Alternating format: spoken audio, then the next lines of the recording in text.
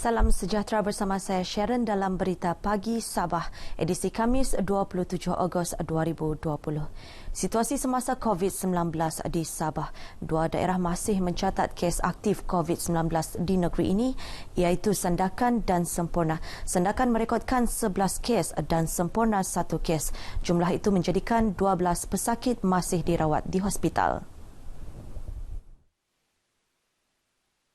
Menurut infografik Kementerian Kesihatan dan Kesejahteraan Rakyat Sabah, sehingga kini 397 pesakit telah sembuh dan discharge hospital. Sehingga semalam, tiada pertambahan kes dicatatkan dengan jumlah kumulatif kekal 417 kes. Seramai 288 individu menjalani kuarantin di pusat kuarantin dan 415 orang menjalani kuarantin di rumah. Angka korban akibat COVID-19 kekal 8 kes, iaitu Kota Kinabalu 4, Tawau, Pinampang, Keningau dan Tambunan masing-masing 1 kes. Jabatan Hal Ehwal Wanita JEHWA menyumbang 1,396 pakaian perlindungan diri PPE kepada Jabatan Kesihatan Negeri Sabah JKNS sepanjang tempoh Perintah Kawalan Pergerakan PKP dikuatkuasa sejak Mac lalu. Pengarah JEHWA Negeri Masturah Jamra berkata sumbangan tersebut merupakan usaha Persatuan Wanita Negeri dalam membantu petugas barisan hadapan menangani pandemik COVID-19.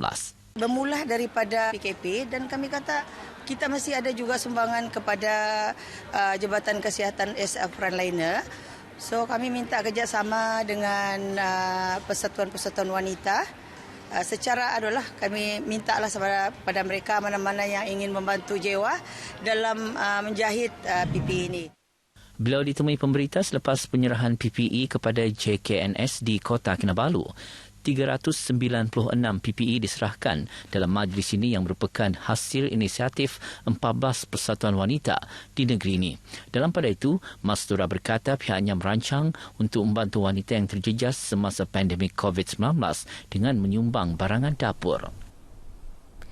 Unit Perubatan Transfusi Hospital Wanita dan Kanak-Kanak Likas Sabah HWKKS memerlukan purata sebanyak 800 hingga 1,000 unit darah bagi menampung keperluan pesakit di hospital berkenaan.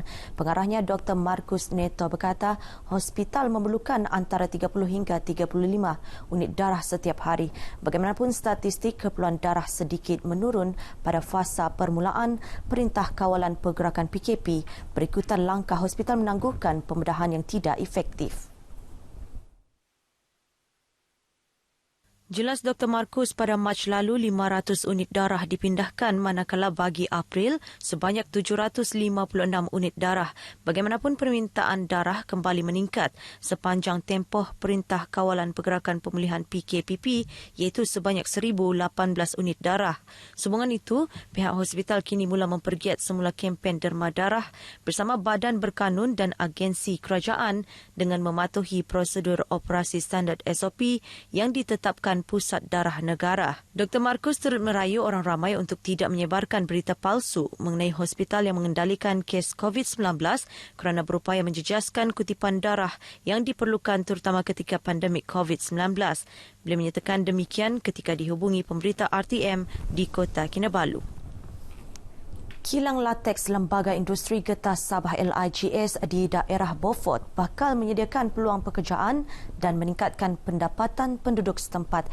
Ia berikutan tumpuan kilang untuk mempelbagaikan aktiviti hiliran berasaskan lateks pekat yang pastinya memerlukan tenaga kerja tempatan. Ketua Menteri Kerajaan Sementara Sabah, Datuk Seri Panglima Muhammad Syafiq Abdal berkata, kilang tersebut juga akan menarik minat pelabur untuk melabur dalam aktiviti hiliran berasaskan lateks pekat kerana kemampuan Sabah membekalkan bahan mentah berkaitan. Untuk memperkukuh sektor pengeluaran lateks, LIGS menyasarkan 6 daerah iaitu Papar, Bungawan, Membakut, Kuala Penyu, Beaufort dan Sipitang sebagai pembekal bahan mentah lateks pekat. Ketika ini, keperluan lateks pekat bagi sektor pengilangan termasuk pengeluaran sarung tangan getah di Semenanjung mencecah 400,000 tan setahun. Daripada keperluan itu, sekitar 10% mampu dibekalkan pengeluar tempatan dan 90% diimport dari Thailand. Datuk Shafie ditemui pemberita selepas pelancaran pembinaan kilang lateks LIGS dan Pusat Pembangunan Buah-buahan Koperasi Pembangunan Desa KPD daerah Beaufort. Mengulas pembinaan Pusat Pembangunan Buah-buahan KPD, beliau berkata kerajaan merancang untuk mewujudkan pusat pengeluaran dan penanaman buah-buahan tempatan di tanah KPD Kampung Lingkungan Beaufort. Peranan wanita sebagai modal insan membolehkan golongan Hawa menyumbang ke arah kesejahteraan hidup keluarga dan masyarakat menerusi bidang ekonomi. Setiausaha Kerajaan Negeri Sabah Datuk Safar Untung berkata ia dapat dilihat menerusi penguasaan golongan itu memanfaat kemajuan teknologi semasa untuk memajukan diri dalam bidang yang dicuburi, terutama melibatkan keusahawanan. Menurut Datuk Safar, penguasaan kemahiran teknologi membolehkan mereka menceburi perniagaan mahupun perkhidmatan tanpa had meskipun ketika berada di rumah. Beliau berucap merasmikan Majlis Ulang Tahun ke-32 Majlis Penasihat Wanita Sabah MPWS di Wisma Wanita, Kota Kinabalu. Teks ucapan beliau dibacakan Pengarah Jabatan Perkhidmatan Awam Negeri Sabah, Datuk Datu Rosmadi Datu Sulai. Sementara itu, pengerusi MPWS Datuk Noni Said mencadangkan agar sambutan Hari Wanita Negeri Sabah diadakan pada 26 Ogos setiap tahun. Beliau turut mencadangkan agar tarikh berkenaan dimasukkan dalam kalender sebagai salah satu acara penting yang disambut di negeri ini. Ia sebagai salah satu usaha bagi meraihkan sumbangan golongan wanita dalam pembangunan negeri. Berbaki 4 hari lagi, negara akan menyambut Hari Kebangsaan 2020.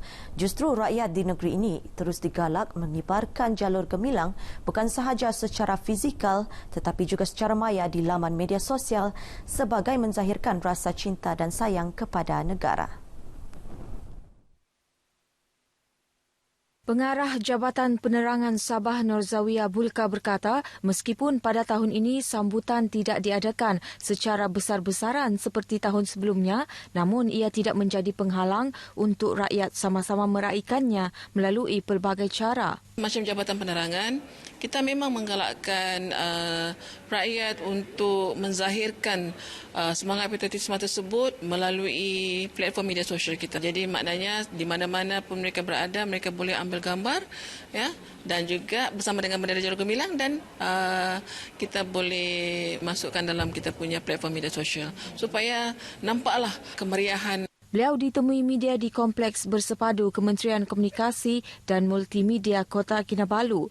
Jelasnya semangat patriotik perlu terus disemarakkan meskipun dalam keadaan negara berdepan pandemik COVID-19. Terdahulu dalam sesi temu ramah bersama Sabah FM, beliau berkata JAPEN menjalankan 2 program utama dalam menyemarakkan sambutan Hari Kebangsaan, iaitu program Info on Wheels dan Merdeka di Community.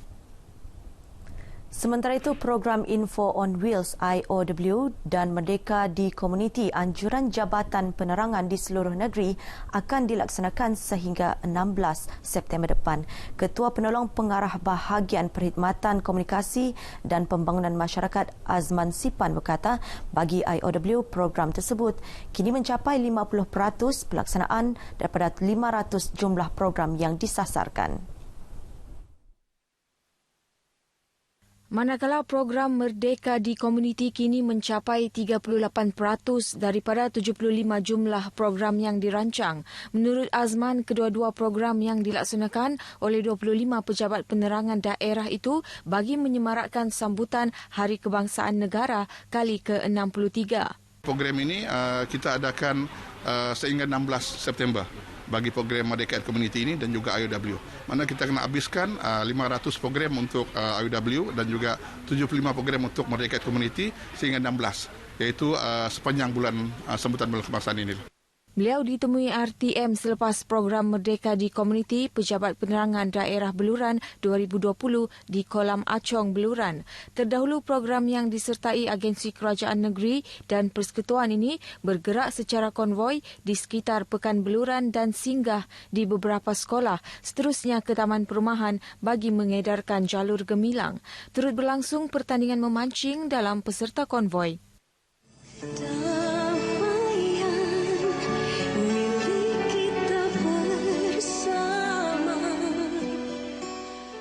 Nama saya Melissa N.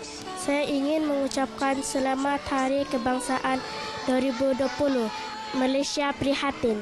Kami dari SK Bantaian Tampaguli ingin mengucapkan Selamat Hari Kebangsaan 2020. Malaysia prihatin.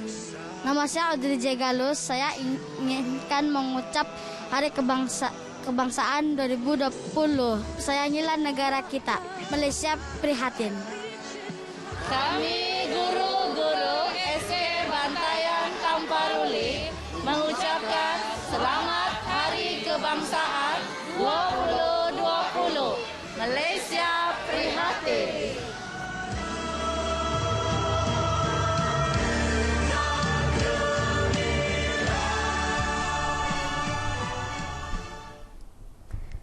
Sekian berita pagi Sabah. Budayakan norma baharu, pandemik COVID-19 belum berakhir. Saya Sharon, salam sejahtera.